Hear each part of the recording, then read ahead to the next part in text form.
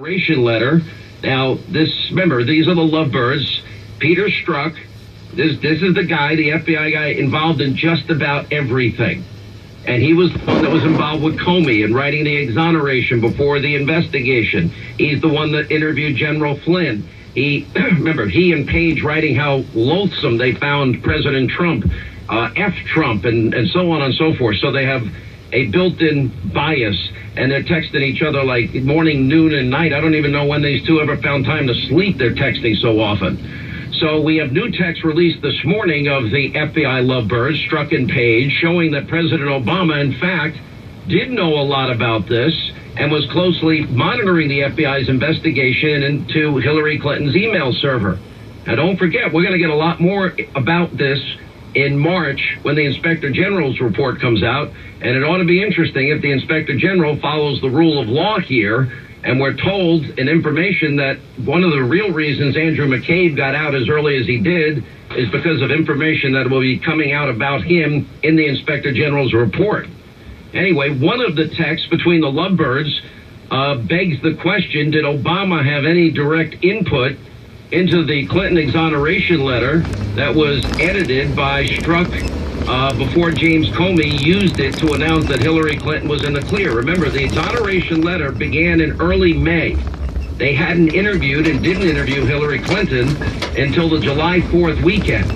And I don't know anybody within the FBI ranks that I'm friends with, or anybody involved in law enforcement in any way, that ever wrote an exoneration before an investigation, and there were 17 other key witnesses that hadn't been interviewed up to and including that point. And anyway, so over the 4th of July weekend, well, they interview Hillary Clinton, and the next day they're exonerating her, or at least James Comey is, on July 5th, because they had already begun the process of writing the exoneration back in May, and that's when they took out the terms gross negligence, which is the legal standard, which would have meant she committed felonies, and they played word games and put the word extreme carelessness in there. Also, there was evidence that Comey had believed that foreign intelligence agencies had been able to hack into that mom and pop shop bathroom closet and get that top secret special access program classified information that originally we were told wasn't on the email server. Turns out it was. Anyway, one of the text messages between Struk and Page, does talk at length about Obama's input into this. A September the 2nd, 2016 text between Struk and Page mentions preparing talking points for the then FBI director, James Comey, so Comey can give it to the president at the time, which is President Obama, who, according to Lisa Page, quote, wanted to know everything that we're doing. So is it likely that Obama's interest in Struk and Page's work, suddenly began that September? Or is it probably more likely that the president had been closely monitoring the FBI's Hillary email investigation for months beforehand? My gut tells me it's the latter. Remember, if James Comey and Struk had done their job, we have irrefutable, overwhelming, incontrovertible evidence that Hillary committed felonies, that Hillary Clinton, as it relates to the Espionage Act, and that is, you cannot mishandle classified top secret special access program information. It's illegal. It's a felony. It's a crime.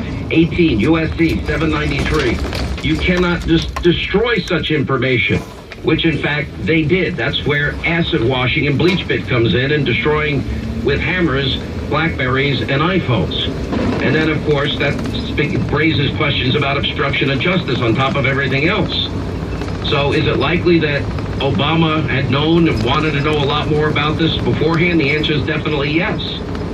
Now, if in April of 2016, this is a month now before Struk edited the FBI secret exoneration memo before the investigation. Remember, that began in May, but in April of 2016, President Obama actually appeared on Fox News Sunday and pronounced Hillary Clinton innocent of all charges. That I continue to believe that Hillary has not jeopardized America's national security. There's a carelessness in terms of managing emails, and that she has owned, and she recognizes that, but I also think it's important to keep it in perspective. One thing I'll say about the Clintons is they're very consistent. Remember, Sandy Berger, post 9/11, goes into the National Archives and starts stuffing documents down his pants and in his socks, and everyone goes out with the talking point that he's just sloppy. I just think maybe this is a case of sloppiness. I'm sure it was a careless, sloppy moment. And he admits this. He was sloppy. He admits being sloppy. I appreciate this. No, he wasn't being sloppy. He was covering for the Clintons and stealing documents he knew damn well he shouldn't have access to and should have taken out of that building. But Obama's proclamation was interpreted by many as a signal that he wanted the FBI to let Hillary Clinton off the hook, which is exactly what Comey and Struk did. It's exactly what the FBI did. If they would have charged her under 18 U.S.C. 793, mishandling, destroying classified top-secret special access programming information, and obstructing justice by using acid wash, bleach bit, and busting up devices, she would not have been the candidate. And it would have thrown the Democratic Party into a state of chaos leading into a November presidential election. And Obama used the word carelessness, kind of like the word sloppy in the case of Sandy Berger, or burglar, which was the exact term, by the way, that Peter Struk would invoke weeks later in the now infamous Hillary exoneration memo, changing the description of misconduct, gross negligence, to extreme carelessness. And thanks to Lisa Page, the newly released text, we know that Obama was following both her work and the work of her boyfriend very closely. So is it a coincidence that Struk's critical edit to Hillary's exoneration letter used the exact same word that Obama had used to clear Hillary on Fox News Sunday just weeks before? In other words, did Struk, merely just take the hint, or the new phrase became, just extreme carelessness? And we've got information today that a report in the Washington Post is now suggesting what we've been reporting now for a couple of days.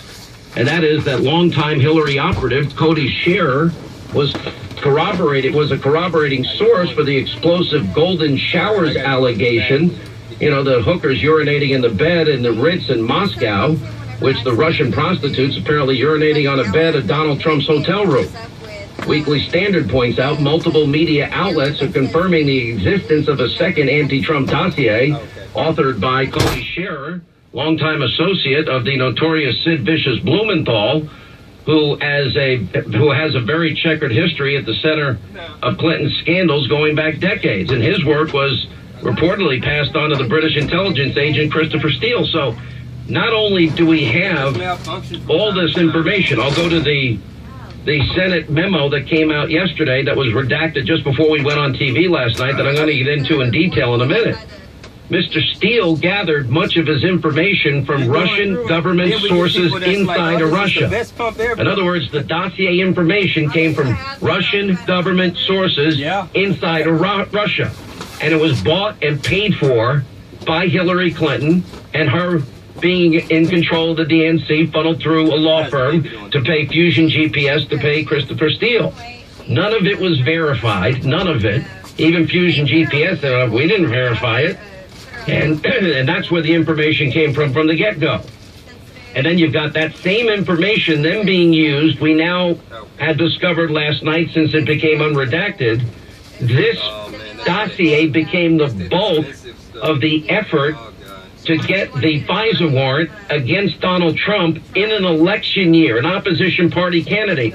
And then it even gets worse because we have Clinton sycophantic friends feeding Christopher Steele other information or corroborating information on top of the Russian lies, the Russian government sources that was already used for the phony dossier. And then they don't tell the FISA court judge any of this. They don't say that Clinton bought and paid for it, but yet it's the bulk of the argument, just the opposite. 3 months later, James Comey goes to Trump Tower to tell Donald Trump, by the way, it's salacious, but it's not verified. Okay, but back in October, when he's getting the first FISA approval at a FISA court, he's telling the FISA court that it is credible, and they never mentioned that Hillary paid for it. Well, that's a pretty significant omission, if you ask me. And it seems to have been done on purpose.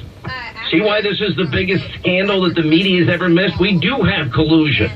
We do have Russian lies to influence the American people. And on top of it, it was paid for by Hillary. And then the compliant media feeding this lie for over a year, not even asking one critical question ever. That's why we call it Deep State Gate, because it's deeper and deeper by the minute. Hey, want to remind you, Valentine's Day is now, a week away. I want you to look your absolute best. They're now introducing the brand new Genucel eyelid lift for droopy eyes. Now, you may have heard of Genucel that gets rid of bags and puffiness under your eyes. Mary from Fort Collins, Colorado writes, I don't believe everything I hear, so I tried the eye lift on my right eye. The next day at work, everybody said my right eye looked better. Now, Linda, Lauren, they swear by every Chamonix product. They love Genucel. They love the new eyelid lift. They try it. They've used it, and they use it every day now. Now is the time to look your best. This is a breakthrough eyelid treatment. It's yours free. You can't get it in any store. They have proprietary ingredients, plant stem cell technology, and special peptides that just work. Now, you can get rid of Genucel, get rid of the bags and puffiness, and now you can get rid of any droopiness in your eyelids. Just go to Genucel.com, or call 800-SKIN-509. Now, if you order in the next 20 minutes, you're going to get the Genucel Collagen Builder and the Deep Firming Serum, two of their best sellers, also free for Valentine's Day. Look your best, not only Valentine's Day, but all year long. Go to Genucel.com, or call 800-SKIN-509. We'll take a quick break, a lot more coming up, and a blockbuster report. One other bit of news we have today, the informant in the Uranium One scandal has been testifying for the last couple of hours before Senator Grassley's committee, and we will have a full report with Sarah Carter coming up in about, 40 minutes from now.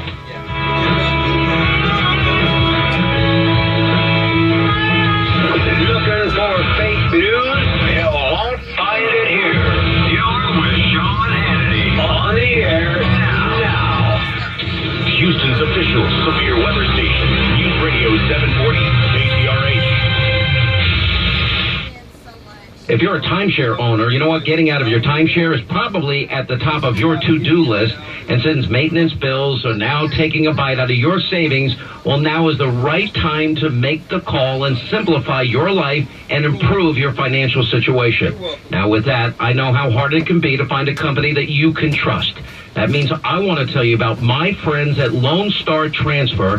Now, they have helped over 5,000 timeshare owners get out of their timeshares legally and ethically. Now, they have a 99% success rate and an A-plus rating with the Better Business Bureau. Now, Brian and Karen are passionate. They're committed to helping you get out of your timeshare as quickly and effortlessly as possible. So call my friends today for a no-obligation consultation and let them get you out of your timeshare the right way. Now, the number is toll-free, 844-284-4860. That number again, 844-284-4860, or online at LoneStarTransfer.com.